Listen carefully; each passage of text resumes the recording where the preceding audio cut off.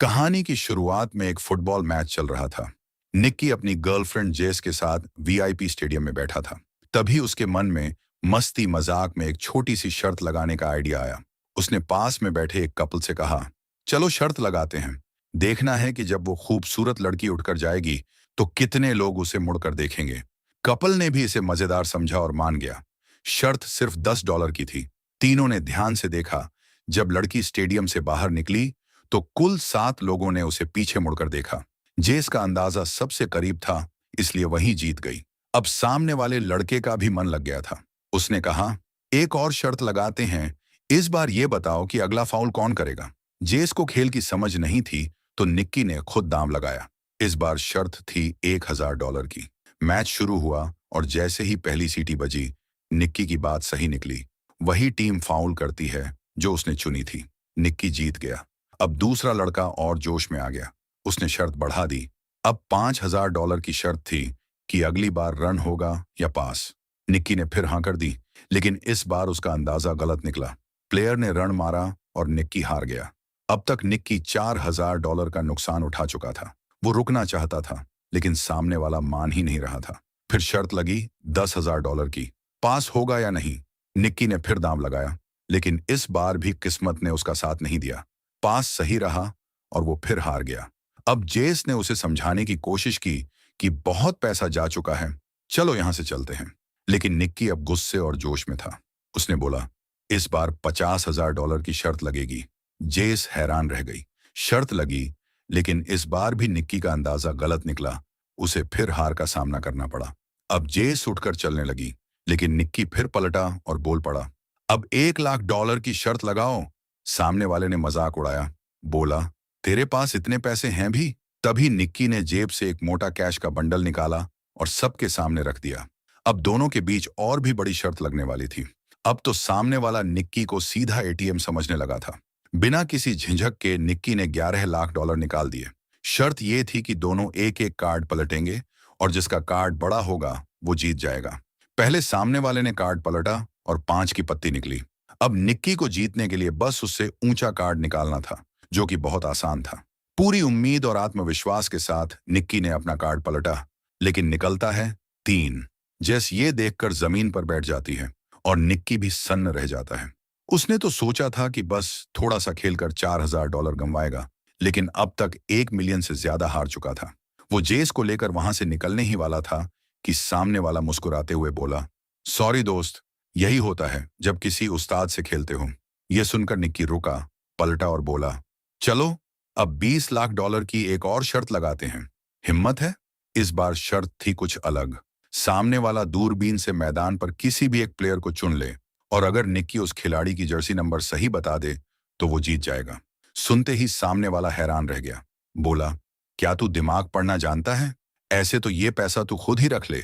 तभी निक्की ने कहा, इस बार मैं नहीं, जेस नंबर बताएगी।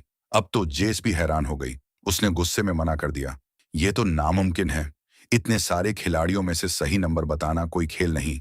वो वहां से निकलने लगी, लेकिन तभी सिक्योरिटी ने रोक लिया। थोड़ी बहस हुई, माहौल गर्म हुआ, लेकिन फिर जेस शांत हुई। निक्की ने प्यार से कहा, बस एक नंबर अपनी फीलिंग से चुन लो, कुछ मत सोचो। अब सामने वाले ने दूरबीन से अगला खिलाड़ी चुना और अब बारी थी जेस की। वो भी दूरबीन लेकर मैदान में देखती है। इतने सारे नंबर कैसे पता चले? उसे तो सामने वाले के बारे में कुछ पता भी नहीं। उसकी पसंद क्या है, उम्र क्या है, कुछ नहीं। फिर भी वो हर तरफ देख रही थी। तभी उसकी नजर एक जानी पहचानी शक्ल पर जाती है। फरहाद, उसका दोस्त, मैदान में खड़ा था और उसने पहन रखा था नंबर 55 का जर्सी। वो खिलाड़ी नहीं था, फिर वहां कैसे पहुंचा? जेस समझ चुकी थी ये सब एक प्लान था, लेकिन उसने पूरे कॉन्फिडेंस से बोला, नंबर 55। सामने वाला चौंक गया। क्या? सही जवाब। निक्की मुस्कुरा देता है, क्योंकि प्लान काम कर चुका था। जेस कुछ पल तक कुछ समझ ही नहीं पाई। उसे ऐसा लगा जैसे वो सपना देख रही हो। उसके दोस्त फरहाद ने भले ही नंबर 55 की जर्सी पहनी थी, लेकिन निक्की को यह कैसे पता चला कि सामने वाला ठीक वही नंबर चुनेगा? पर अब यह सब मायने नहीं रखता था। इस एक शर्त में उन्होंने न सिर्फ अपना सारा नुकसान पूरा कर लिया, बल्कि $1 मिलियन एक्स्ट्रा भी जीत ली। दोनों ने खुशी खुशी कैश से भरे 2 बैग उठाए और स्टेडियम से बाहर निकल गए। कार में बैठते ही निक्की ने जेस को सब कुछ समझाया। असल में वो लोग इस अमीर आदमी को काफी समय से ट्रैक कर रहे थे। उसका नाम था लियुआन, जो हाई सोसाइटी में एक बड़े जुएबाज के तौर पर जाना जाता था। उसे कोई भी गेम खेलना होता था, बस शर्त लगनी चाहिए। इसलिए निक्की और उसकी टीम ने पहले से पूरी प्लानिंग कर रखी थी। उन्हें पहले ही पता था कि लियुआन उस दिन मैच देखने आएगा, तो उन्होंने उसकी सोच को धीरे धीरे कंट्रोल करना शुरू कर दिया था। जैसे ही वो होटल से निकला, सबसे पहले उसकी नजर पड़ी। एक बोर्ड पर लिखा था नंबर 55। सिक्योरिटी गार्ड की वर्दी पर भी 55 नंबर का बैज था।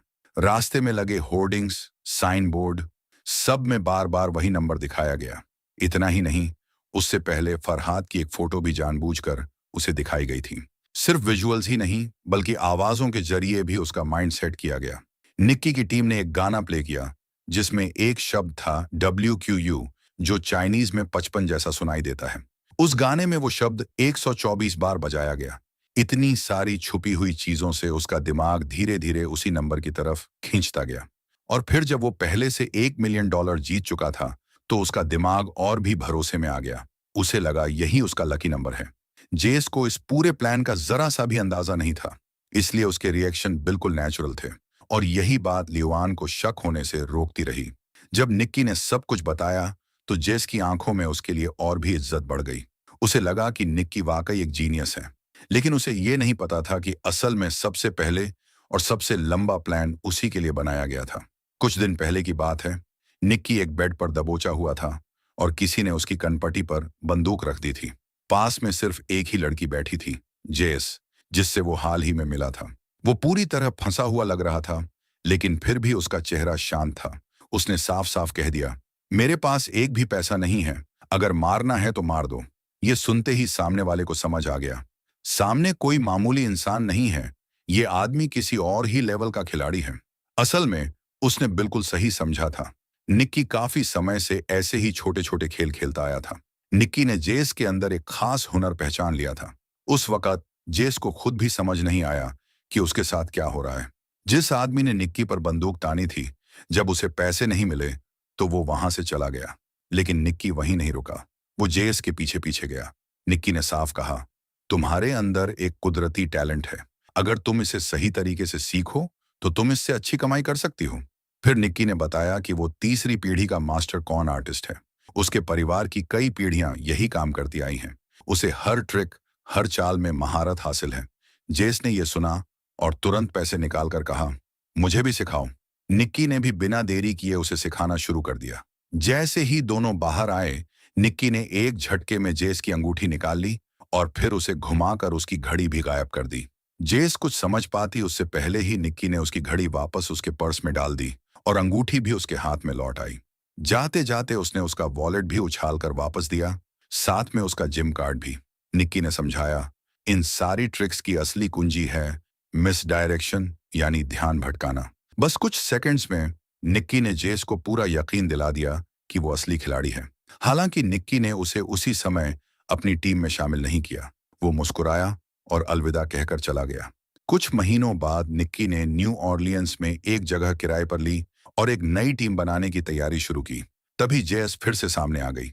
असल में ये एक टेस्ट इंटरव्यू जैसा था, ये देखने के लिए कि जेस वाकई इस काम में दिलचस्पी रखती है या नहीं।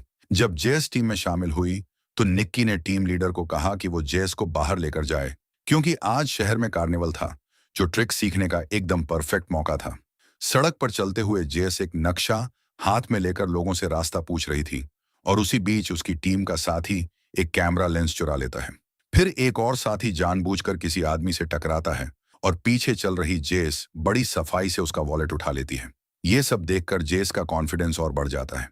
इस बार वो चॉपस्टिक की मदद से किसी और औरत के पर्स से वॉलेट निकाल लेती है, बस एक ही सेकंड में। निक्की ऊपर बालकनी से ये सब देख रहा था। उसने टीम से कहा, अब उसे खुलकर खेलने दो, अब वक्त है उसे उसकी काबिलियत दिखाने का। जेस ने भी मौका हाथ से नहीं जाने दिया। उसने अपनी नेचुरल टैलेंट से कई चीजें चुरा ली।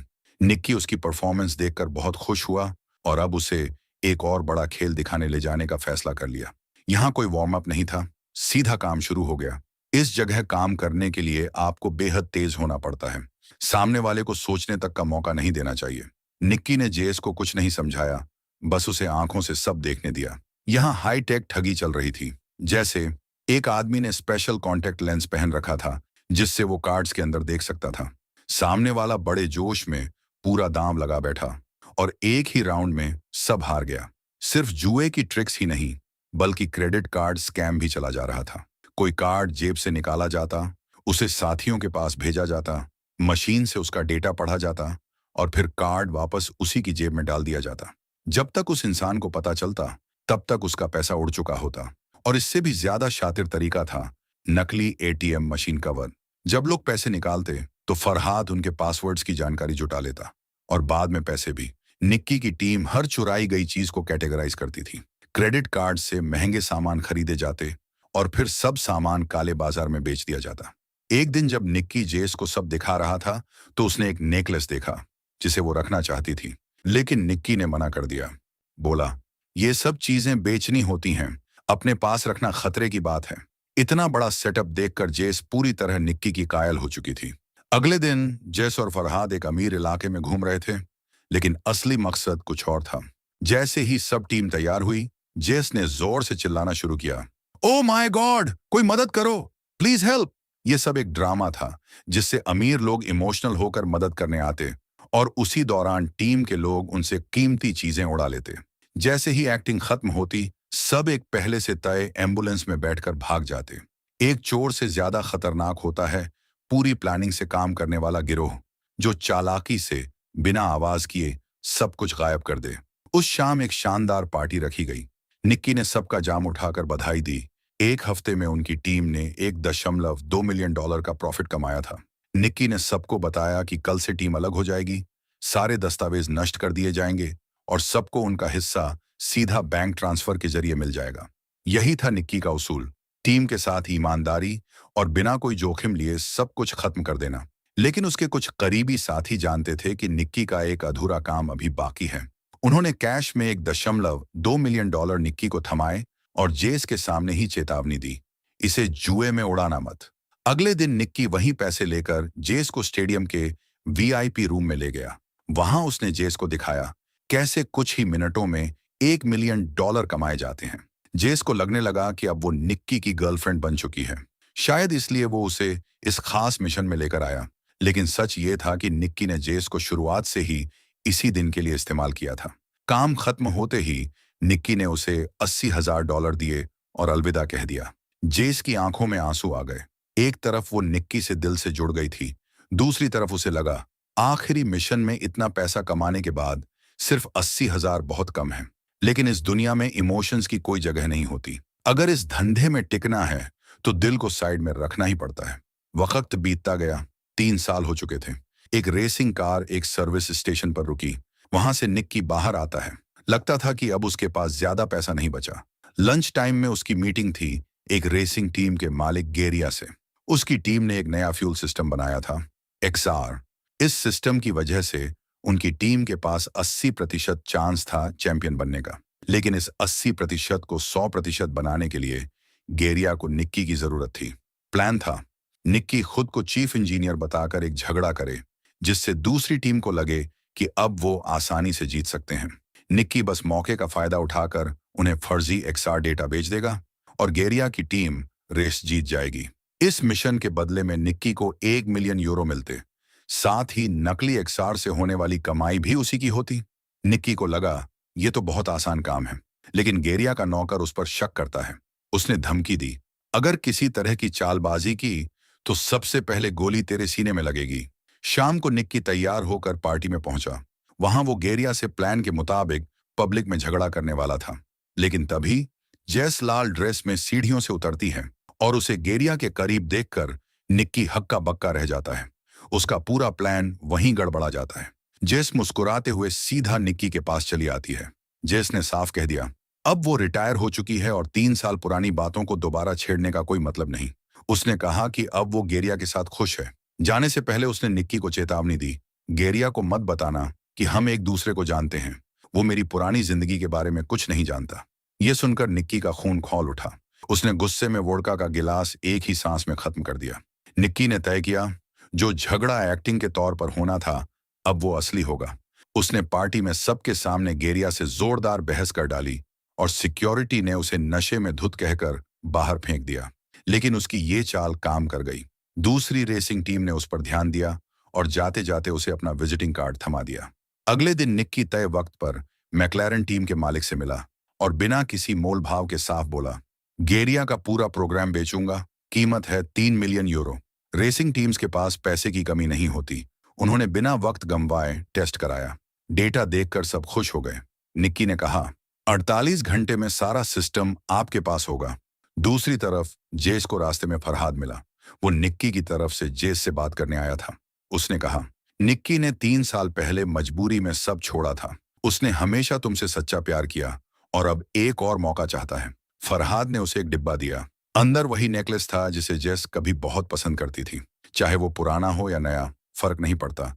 जेस का दिल पिघल गया। उसने भले ही कहा कि अब उसे निक्की पर भरोसा नहीं, लेकिन अंदर से वो पहले ही झुक चुकी थी। इधर डील का दिन भी आ गया। निक्की मैक्लारेन टीम को सॉफ्टवेयर दे आया और बदले में 3 मिलियन यूरो भी ले आया। लेकिन निक्की जैसा खिलाड़ी सिर्फ एक टीम से डील नहीं करता। उसने उसी सिस्टम की कॉपी बनाकर कई रेसिंग टीम्स को बेच दिया। हर हैंडशेक के साथ उसकी जेब में और मिलियन यूरो आ रहे थे। रेस शुरू होने तक किसी को पता ही नहीं चलेगा कि सबके पास एक ही सिस्टम है। उस दिन निक्की ने एक ही झटके में करोड़ों कमा लिए। शाम को होटल में वो कहीं नहीं गया क्योंकि उसने जेस को मैसेज कर दिया था, अगर जेस टाइम पर आ गई तो दोनों वहां से साथ निकल जाएंगे, हमेशा के लिए। निक्की इंतजार करता रहा लेकिन जेस नहीं आई। तभी अचानक दरवाजा खुला। जेस आ गई। दोनों के पास वक्त नहीं था, उन्हें फौरन निकलना था। लेकिन तभी सामने आया वो ताकतवर आदमी जिसने पहले निक्की को 3 मिलियन यूरो दिए थे। असल में वो गेरिया का आदमी था। उसे सब पता था। निक्की ने फर्जी नहीं बल्कि असली सॉफ्टवेयर सभी टीमों को बेच दिया था। वो शख्स गाड़ी लेकर निक्की से टकराया। निक्की और जेस पकड़े गए। सारे पैसे अब गेरिया के सामने थे। निक्की और जेस को बांध दिया गया। गेरिया गुस्से में था। उसका करोड़ों का रिसर्च अब किसी काम का नहीं रहा। उसे समझ नहीं आ रहा था कि निक्की को असली डेटा मिला कैसे। जब निक्की कुछ नहीं बोला तो गेरिया ने जेस का दम घोंटना शुरू कर दिया। मजबूरी में निक्की ने सब बताया। असली सॉफ्टवेयर जेस के हार में लगे एक चिप से हैक किया गया। जेस ये सुनकर टूट गई और रोने लगी। लेकिन गेरिया हंस पड़ा। उसने कहा, जेस मेरी गर्लफ्रेंड नहीं, बस एक गोल्ड डिगर है। जेस चौंकी, बोली, मैं तो सिर्फ उसकी घड़ी चुराने आई थी। ये पाटेक फिलिपे है, $2 लाख की। निक्की हैरान रह गया। जेस अब भी चोरी कर रही थी और उसे जलाने की एक्टिंग कर रही थी। गेरिया अब और नहीं रुकना चाहता था। वो निक्की से सच उगलवाना चाहता था। तभी पीछे खड़े नौकर ने गोली चला दी, सीधे निक्की के सीने में। गेरिया घबरा गया। उसे समझ आ गया कि अब ये मामला बहुत बिगड़ चुका है। वो वहां से भाग गया। जेस रोने लगी, लेकिन तभी नौकर बोला, डर मत, मैं उसके साथ हूं। असल में वो बूढ़ा नौकर निक्की का ही आदमी था। उसने गोली इस तरह मारी थी कि दिल और नसें बच जाएं। सारा फर्स्ट एड करके निक्की को होश में लाया गया। तीनों वहां से निकल पड़े। निक्की बचपन से अनाथ था और उसी बूढ़े ने उसे सब कुछ सिखाया था। उनका एक ही उसूल था, दिल नहीं लगाना, बस काम करना। लेकिन अब लगता था निक्की को जेस से सच्चा प्यार हो गया है। बूढ़ा उन्हें सड़क पर उतार कर चला गया। सारा पैसा ले गया और निक्की के हिस्से में सिर्फ एक गोली आई। पर जैसे ही वे अस्पताल जा रहे थे, निक्की ने देखा गेरिया की वो महंगी घड़ी अब जेस के पास थी। दोनों मुस्कुरा उठे। और यही दिखाता है कि टैलेंट हो तो जिंदगी कभी भूखी नहीं रखेगी। और इसी के साथ ये फिल्म खत्म हो जाती है।